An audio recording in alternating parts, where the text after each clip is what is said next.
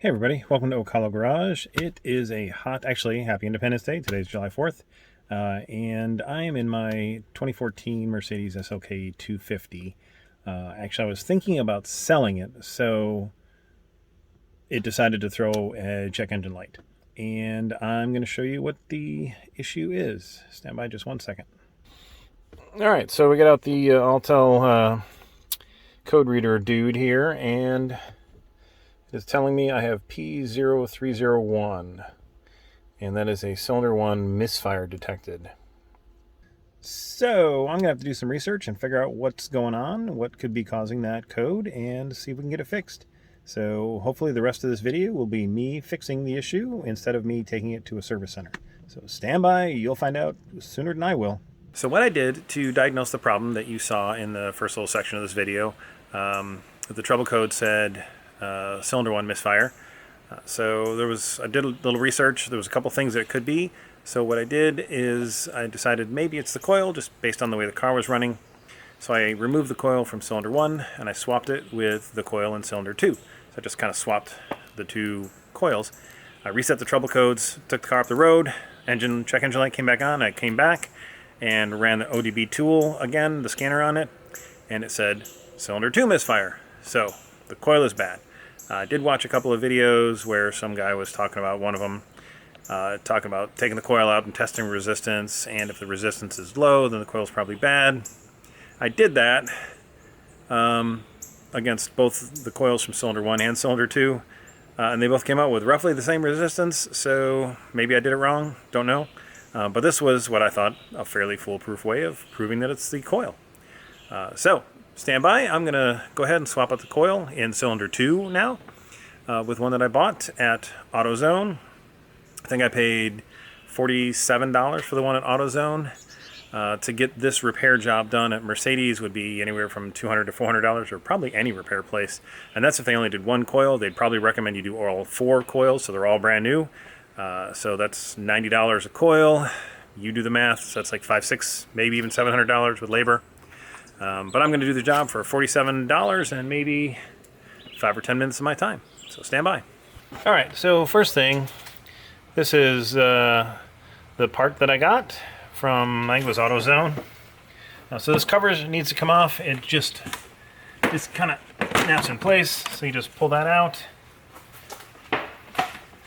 And then we've got our 4 coils. This is cylinder 1, 2, 3, 4. So cylinder 2 is the one that is bad. Let me pick you up and show you. So this is 1. So cylinder 2, this clip that's on here, you just kind of squeeze in and pull that off. There's not a ton of slack on these, so just pull that off. Then you can see there's 1 bolt there and 1 bolt there. So we will unfasten those. Let me set you down. Here we go.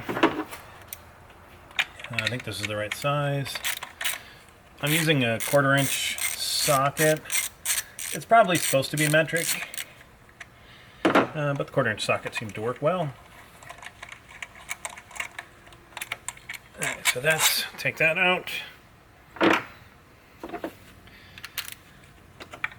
The next one, there it is. Let me turn you just a little bit more, not like you have to see me doing this exactly, but loosen that bolt all the way. Okay, now this entire thing should just pull up with relatively easy amount of force. There we go. And that's it. That's the coil.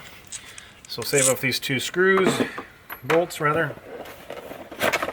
I'll get the new one out of the box.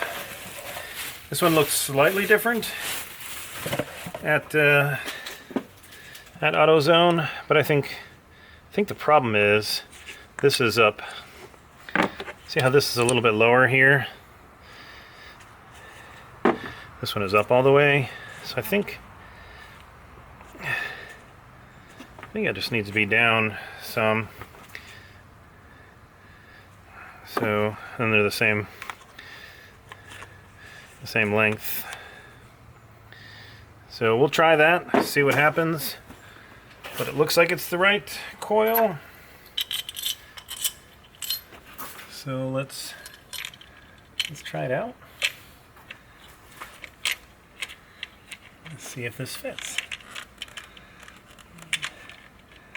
This is the part that they told me was the right part.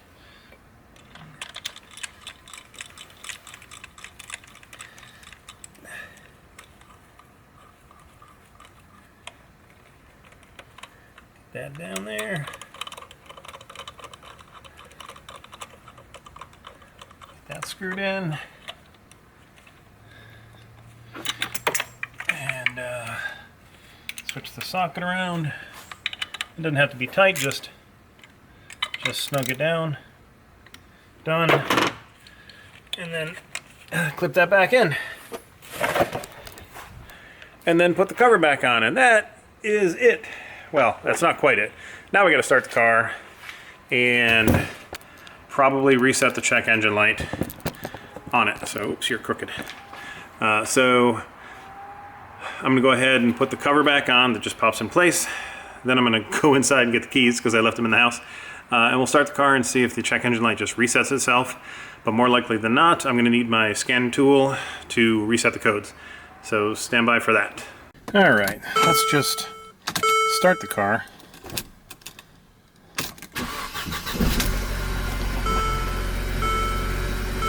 Huh. Check engine light is out. How about that?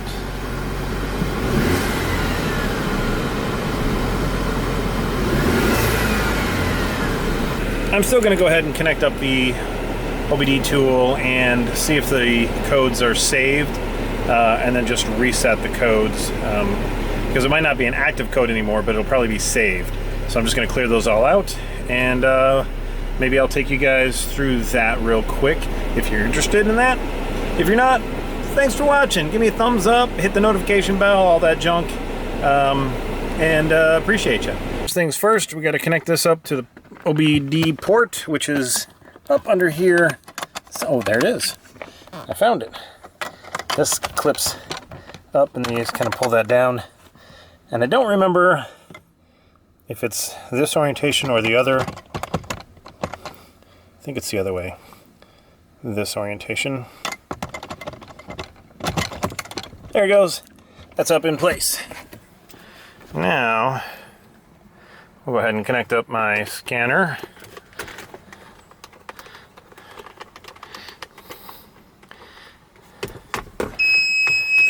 Beep, beep, yeah, beep, beep. All right. Actually, I'm gonna leave the door open. Okay, come on. Where'd you go, screen? All right. Let's see. Unlike that, let's go to Diagnostics. Mercedes-Benz. That's still saved from last time. Oh, the other thing is, car needs to be in the on position.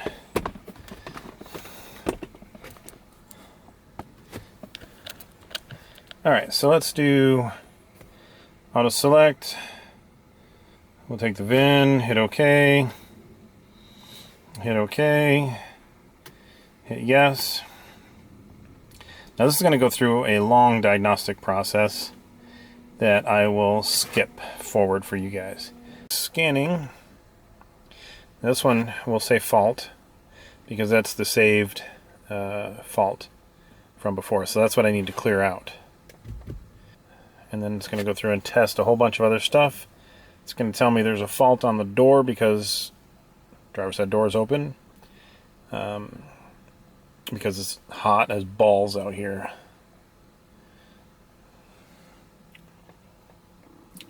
But this is a neat thing. Goes through, scans everything, and checks everything. We're actually looking to sell the Mercedes, which I think I may have mentioned in the intro, but that was 2 days ago, so I don't remember. But of course, it decides to have a fault. I've had this car for almost 5 years now, and the first thing that's ever gone wrong with it happened the day after I decided that I think I might want to sell it. Typical. Alright, we'll come back when this is done.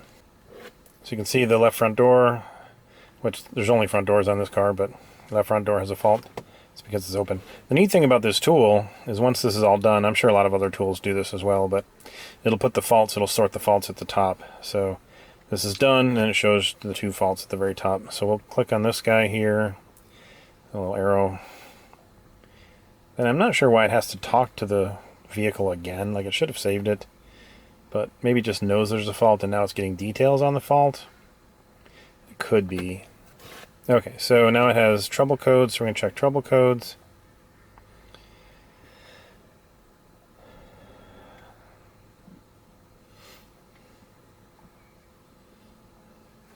We're going to say combustion misfiring cylinder 2 has been identified.